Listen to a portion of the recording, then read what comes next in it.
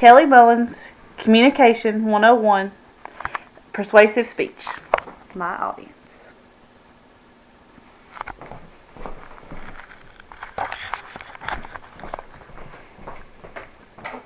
How do you feel when you have to wait for something you really want, or when you're in a doctor's office with an 11:15 appointment and the doctor's running an hour behind schedule?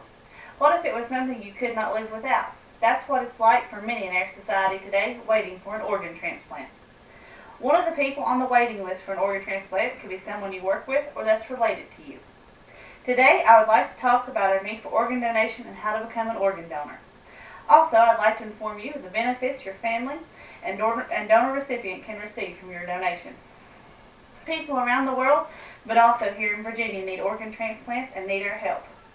The problem for many is the lack of organs and organ donors who make transplants possible.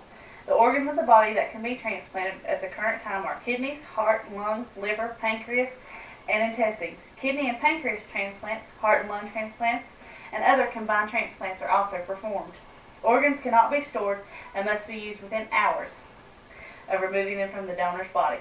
Most donated organs are from people who have died, but a living individual can donate a kidney, part of a pancreas, a lung, a part of the liver, or part of the intestine. Corneas, the middle ear, heart valves, bone, veins, cartilages, tendons, and ligaments can also be stored in tissue banks and be used to restore sight, cover burns, repair hearts, replace veins, and mend damaged connective tissues. Healthy adults between the ages of 18 and 60 can donate blood and stem cells. In order for a blood stem cell transplant to be successful, the patient and the blood stem cell donor must have a closely matched tissue type. Since tissue types are inherited, patients are more likely to find a matched donor within their own racial and ethnic group. There are sources of blood stem cells that help. These are the three sources of stem cells that can be healthy volunteers can donate. Marrow, which is the soft tissue found in the interior cavities of bones, peripheral blood stem cells, and cord blood stem cells. Blood platelets can also be donated and are formed in the body. They go through a life cycle and continuously replace themselves. This means that you can donate blood and platelets more than once a month. It is safe to donate blood every 56 days and platelets twice in 1 week up to 24 times a year. Blood can be used whole or separated into packed red cells, plasma, and platelets, all of which have different life-saving uses. There is a need for many organs and tissues according to www.organdonor.gov. A new name is added to the waiting list every 11 minutes. While there is a shortage of available donors, an average of 18 people die every day from the lack of available organs. Currently, there's 115,000 people on the donation waiting list. The sad part is that to date, there's only 1,139 organ donors registered in the United States. You can see the need for donation, but you might be asking, how can I be sure my organs are donated after I die? Let me tell you. First, you will need to talk with your family about your decision. They will be involved in the donation arrangements when you die. If they do not know your wishes of becoming a donor, your wishes may never be carried out. Mark your driver's license so it indicates your intent to donate. Each state has varying requirements for this donation.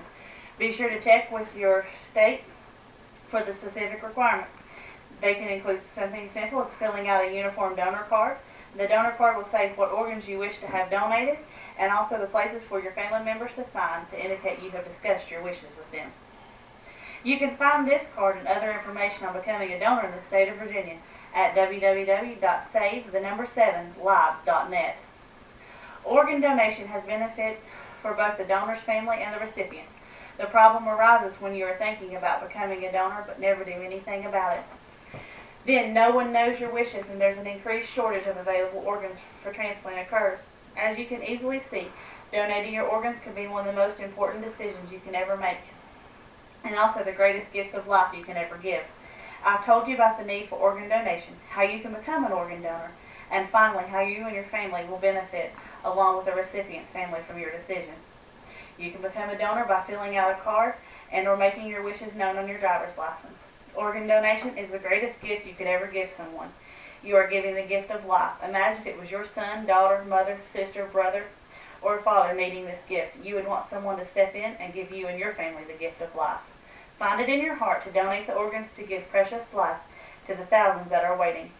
With this, we can remember the slogan, Please don't take your organs to heaven because heaven knows that we need them here on earth. Thank you.